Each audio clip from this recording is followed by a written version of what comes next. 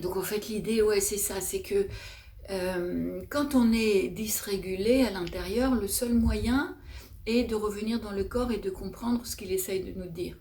Alors les dysrégulations, c'est souvent l'automutilation physique, mais aussi l'auto-invalidation mentale.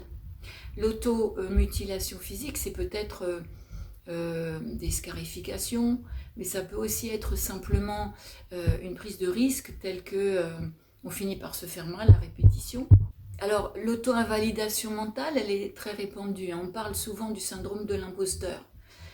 C'est une manière permanente de soit s'auto-dévaloriser.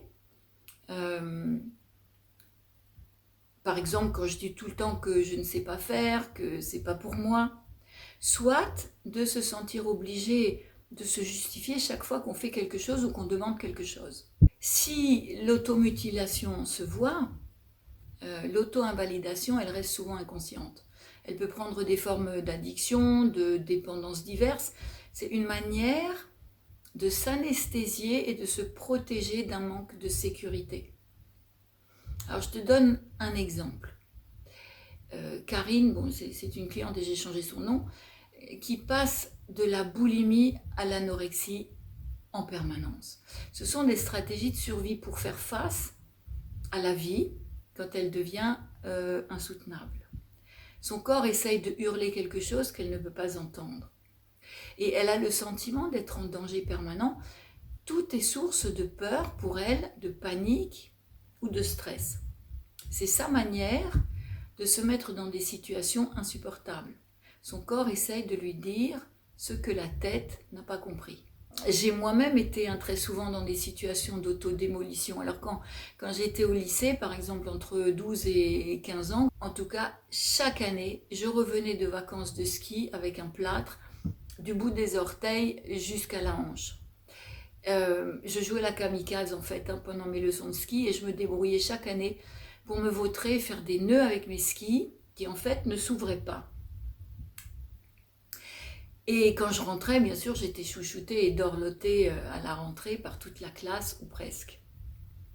Ce sont tous des dysfonctionnements consécutifs à des blessures ou à des traumas qui s'installent dans nos comportements habituels. Ils deviennent des comportements compulsifs, excessifs, comme des messages récurrents, parce que nous avons refoulé ou dénié pendant des années des situations difficiles, incompréhensibles, des blessures émotionnelles que nous avons enfouies au fond de nous. Et lutter contre ces dysfonctionnements ne fait que renforcer le phénomène. Vous l'avez certainement remarqué aussi si vous voulez arrêter de fumer, par exemple, si vous essayez de maigrir. Plus vous allez essayer de vous débarrasser de ces dépendances, et plus elles vont vous rappeler à l'ordre. Ces dépendances, elles vous éloignent de vos ressentis. C'est pratiquement toujours le but inconscient des addictions. Toutes ces stratégies de survie pour vous éloigner de la possibilité de revenir à ce qui vous a fait souffrir. Les ressentis pourraient simplement être dangereux. Ce sont là des conséquences incontournables de traumas et de blessures qui ont jalonné votre éducation. Et le seul moyen de sortir de ces schémas est de comprendre ce que le corps essaye de vous dire, c'est-à-dire de trouver la racine du stress, de retrouver un vrai lien avec soi-même, celui-là même qui a été coupé à cause du trauma ou de la blessure.